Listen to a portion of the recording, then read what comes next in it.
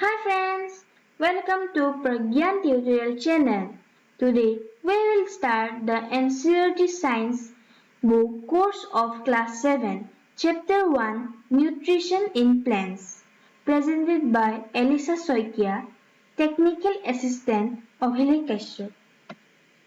Before going to the chapter, we will learn what are nutrients. Nutrients are the substances used by an organism to survive, grow, and reproduce. It also promotes growth, provides energy, and maintains life. Next, we will learn the modes of nutrition in plants. There are two modes of nutrition. Number 1, autotrophic, and number 2, heterotrophic. At first, we will discuss about autotrophic, the mode of nutrition in which organisms make food themselves from simple substances is called autotrophic. Auto means self, trophos means nourishment. Next, we will learn about heterotrophic, the mode of nutrition in which organisms are dependent upon other organisms for food is called heterotrophic. Heteros means others, trophos means nourishment. Autotrophs and heterotrophs.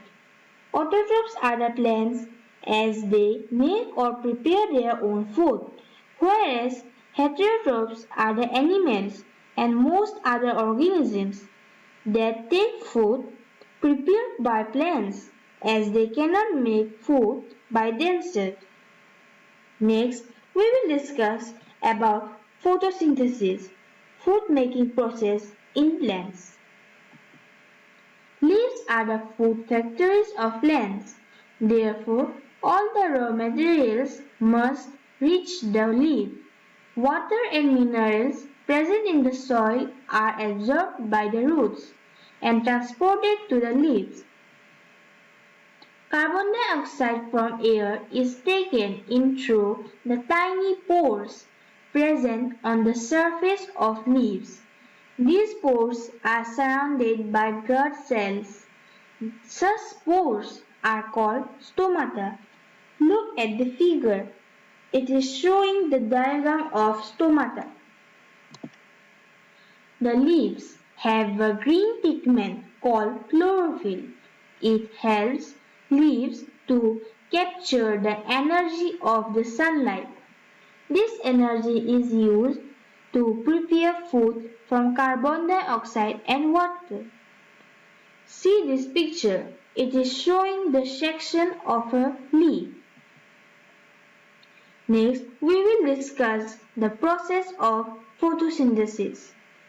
Since the synthesis of food occurs in the presence of sunlight, it is called photosynthesis. There are two words in photosynthesis.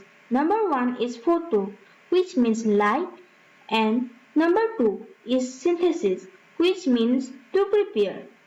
So, we find that chlorophyll, sunlight, carbon dioxide, and water are the necessary things to be carried out in the process of photosynthesis. The solar energy is captured by the leaves and stored in the plants in the form of food. Thus, sun is the ultimate source of energy for all living organisms. Next, we will discuss what things are released in this process, means photosynthesis process. During this process, oxygen is released. The presence of stars in leaves indicates the occurrence of photosynthesis. Stars is also a carbohydrate. Next, we will discuss how would we test the presence of stars in leaves. We can test the presence of stars in leaves by giving some drops of iodine into it. If blue-black color appears, then it shows that the starch is present in the leaf. The leaves other than green also have chlorophyll. The large amount of red, brown and other pigments marks the green color. Photosynthesis takes place in these leaves also. We often see slimy green patches in ponds. These are generally formed by the growth of organisms called algae. They contain chlorophyll, which gives them the green color. They can also prepare their own food by photosynthesis. The carbohydrates are made of carbon, hydrogen and oxygen. These are used to synthesize other components of food such as proteins and fats. Next, we will discuss the other modes of nutrition in plants. There are some plants which do not have chlorophyll. They cannot synthesize food like humans and animals. Such plants depend on the food produced by other plants. They use the heterotrophic mode of nutrition. Look at this picture. Do you see a yellow very branch structure winging around the stem and branches of a tree? This is a plant called cuscuta. It does not have chlorophyll.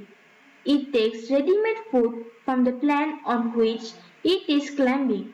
The plant on which it climbs is called the host. Since it deprives the host of valuable nutrients, cuscuta is called the parasite. Have you seen or heard of plants that can eat animals? There are a few plants which can trap insects and digest them. Is it not amazing? Such plants may be green or of some other color. Look at this picture. It is a picture plant showing leaf and pitcher. And now we will discuss about a pitcher, leaf and also we will know that what is insectivorous plants. The pitcher-like or jug-like structure is the modified part of leaf. The apex of the leaf forms a lid which can open and close the mouth of the pitcher.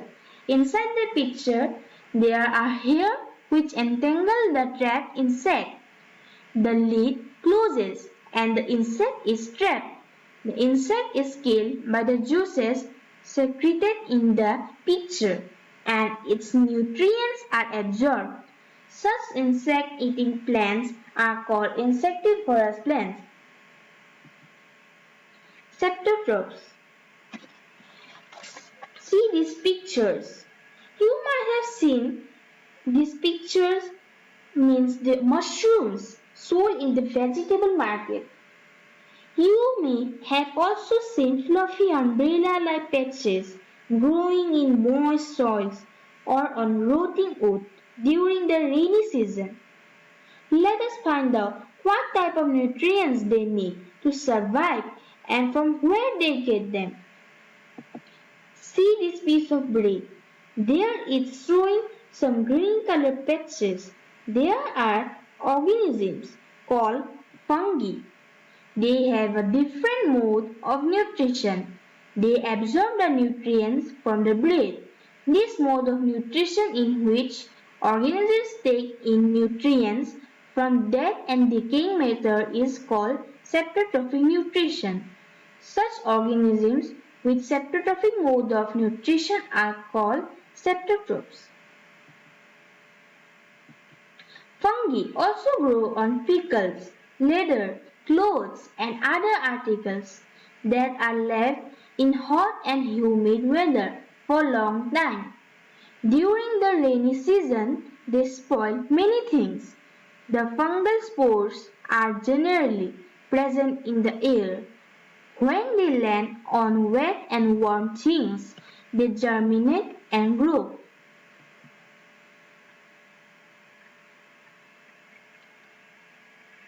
Some organisms live together and share both shelter and nutrients. This relationship is called symbiosis. For example, certain fungi live inside the roots of plants. The plants provide nutrients to the fungus, and in return, the fungus provides water and certain nutrients.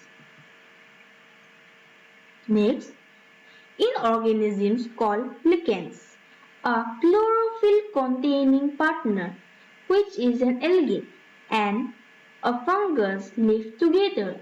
The fungus provides shelter, water, and minerals to the algae, and in return, the algae prepares and provides food to the fungus.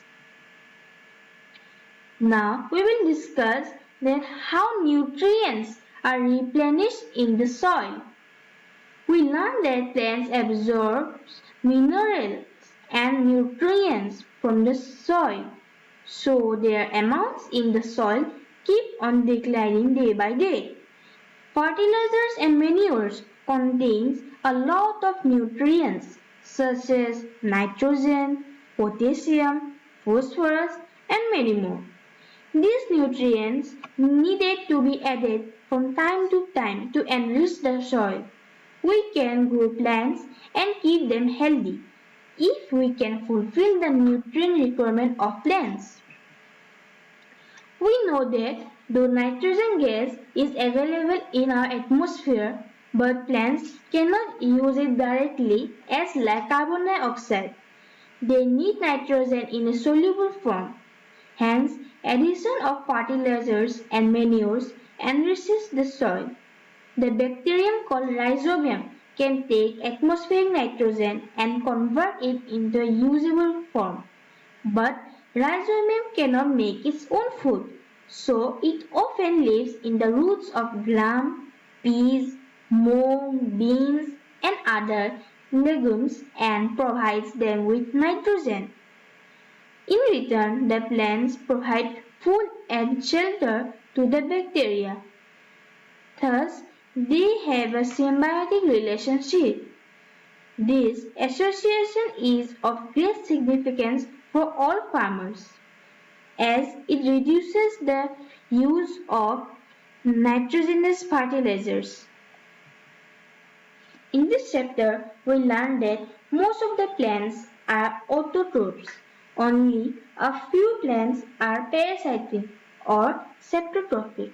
They derive nutrition from other organisms, and also all organisms and animals too are categorized as heterotrophs.